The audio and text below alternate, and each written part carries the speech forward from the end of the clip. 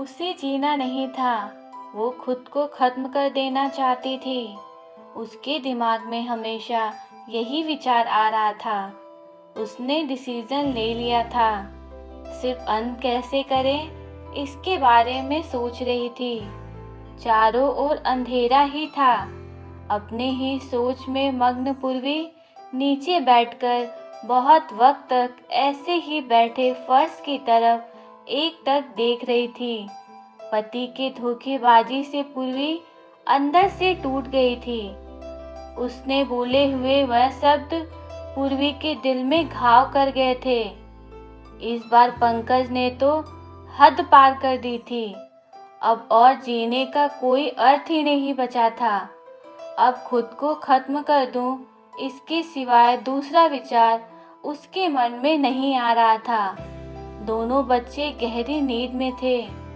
एक नज़र उनकी तरफ देखा, उनके सिर पर प्यार से हाथ फेरा। आंखों में आंसुओं की धारा बहने लगी थी। उसने मन में एक दृढ़ निश्चय किया था। रात के 2 बजे थे।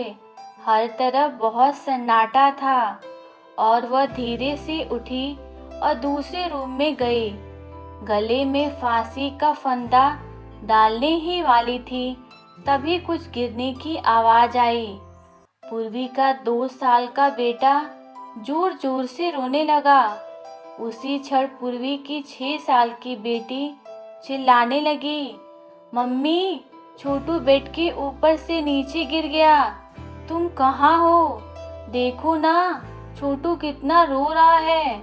पूर्वी भागकर दूसरे रूम में आई और अपने बेटे को उठाकर अपनी गोद में लिया और अपने सीने से लगा लिया। बेटी रोते हुए बोली, मम्मी तुम कहाँ चली गई थी? मुझे बहुत डर लग रहा था। तुम हम दोनों को छोड़कर कहीं मत जाओ। मुझे अकेले में बहुत डर लगता है। पूर्वी अपने दोनों बच्चों को पास लेकर जोर से गले लगा लिया और रोने लगी। दोनों बच्चे उसके सीने से लिपटकर सो गए। रोते रोते पूर्वी को कब नींद आ गई उसे पता ही नहीं चला। काम वाली बाई गंगू की आवाज से पूर्वी की नींद टूटी। अरे मैडम, आपने बाहर का गेट खुला क्यों छोड़ दिया था? अरे मैडम, क्या हुआ? अभी तक आप सोई हुई हो? तबीयत तो ठीक है ना? वो खुद को संभालते हुए बोली, हाँ थोड़ी तबीयत ठीक नहीं है। घड़ी में वक्त देखती है तो 8:30 बजे थे। आज तुम्हें आने में इतनी देर क्यों हो गई? मैडम, चौथी गली में मेहताजी रहते हैं ना, उनकी बहू ने फांसी लगाकर आत्महत्या कर ली। 2 बच्चे हैं उनकी एक 10 साल की बेटी और 6 साल का बेटा है। यह सुनकर पूर्वी के कलेजे को धक्का लगा। अपनी साड़ी ठीक करके उसने पूछा, कब हुआ? गंगू ने बोला, रात को हुआ मैडम। मैंने ऐसा सुना है कि उसके पति की दूसरी औरत से संबंध थे।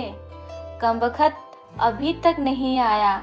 अचानक पूर्वी ने गुस्से से बोली, अच्छा किया वह आया या नहीं आया, उससे क्या फर्क पड़ता है? अब वह थोड़ी ना देखने आने वाली है। ये सुनकर गंगू पूर्वी के कान के पास आई और धीरे से बोली, मैडम, मैं अनपढ़ गवार हूँ और घर घर में जाकर झाड़ू पोछा करके मेरा पेट भरती हूँ और आप पढ़े लिखे हुए लोग हैं। भले ही मैं आपसे उम्र में बड़ी हूँ, जीवन का अनुभव आपसे थोड़ा ज़्यादा है। आजकल साहब और आपके बीच जो चल रहा है वह ठीक नहीं है। मुंह बंद था, फिर भी मेरे कान खुले रहते थे। मैं एक औरत हूँ और औरत के दुख में समझती हूँ, इसलिए मुझे आपको एक बात बतानी है। आत्महत्या या कोई भी समस्या का समाधान नहीं हो सकता। जिंदगी में उतार चढ़ाव तो होते ही रहते हैं। इसका मतलब ऐसा नहीं कि आप अपनी जान दे दो। मैडम जी, कभी कभी आदमी अपना रास्ता भटक जाता है, पर अंत में घूमकर अपने ही घर वापस आता है। और जब नहीं आए तो भी क्या फर्क पड़ता है? आप किसके लिए मरना चाहती हो? जो आपको प्यार नहीं करता, जिसको आपकी थोड़ी सी भी परवाह नहीं हो, उसके लिए आप जी नहीं सकती जो आपसे प्यार करते हैं।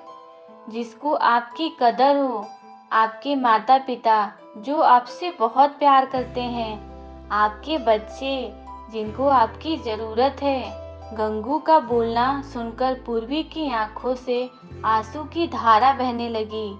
पूर्वी गंगू को गले लगाकर रोने लगी। गंगू पूर्वी को पीठ से हाथ फेरते हुए सोफे पर बैठाती है और बोलती है, बुरा ना मानो, एक बात बोलूं मैडम, खाली दिमाग शैतान का घर होता है। आप घर में बैठकर फालतू बातों को सोचते हो। मैं आपके घर में काम करने के बाद मैं 9 से 3 इस वक्त स्कूल में झाड़ू लगाने जाती हूँ। वहाँ की प्रिंसिपल मैडम बहुत अच्छी हैं। आप तो पढ़े हुए हो, अगर आप बोलती हो तो मैं आपके लिए टीचर का काम करने का पूछूं क्या? आपका वक्त भी निकल जाएगा और मन भी लग जाएगा। इस पर पूर्वी चुप बैठी थी। कोई भी जवाब न मिलने पर गंगू बोली, मैं आपके लिए चाय लेकर आती हूँ। और गंगू का काम करने लग जाती है। काम निपटाकर बोलती है, मैडम मैं जाती हूँ। उतने में पूर्वी उससे बोली, रुको गंगू, तुम स्कूल में मेरे लिए पूछना, यदि संभव हो तो प्रिंसिपल मैडम का नंबर मुझे लाकर दो। गंगू के चेहरे पर खुशी का भाव दिखा। गंगू पूर्वी के पास जाकर बैठी और धीरे से बोली, मैडम मैंने दूसरे रूम में बेड पर स्टूल रखा हुआ देखा था। ऐसा आप कभी भी मत करना, यह आपका घर है। इसे बचाने को आपसे जो हो सके वह कीजिए। बिना लड़े आपने हार मान ली। गंगू पूर्वी के हाथ अपने हाथ में लेकर बोली, मैडम एक फिल्म में एक हीरो ने एक डायलॉग बोला था, लड़ाई लड़कर जीती जाती है, मरकर नहीं, क्योंकि मुर्दे कभी लड़ा नहीं करते। गंगू हाथ नचाते हुए ऐसे बोलने लगी। यह देखकर पूर्वी को बहुत हंसना आया। गंगू का बोलना सुनकर पूर्वी का मन हल्का हो गया और उसे एक नई आशा की किरण भी दिखी। वह अलमारी में से अपने सर्टिफिकेट निकालने लगी। दोस्तों, पति पत्नी का रिश्ता यह बहुत स्नेही होता है। भगवान को यही दुआ करती हूँ कि कोई भी पति पत्नी के जीवन में ऐसा मोड़ नहीं आना चाहिए। अगर आया भी तो आत्महत्या ये उसका इलाज नहीं है। जीवन में कोई भी समस्या का आत्महत्या या समाधान नहीं हो सकता।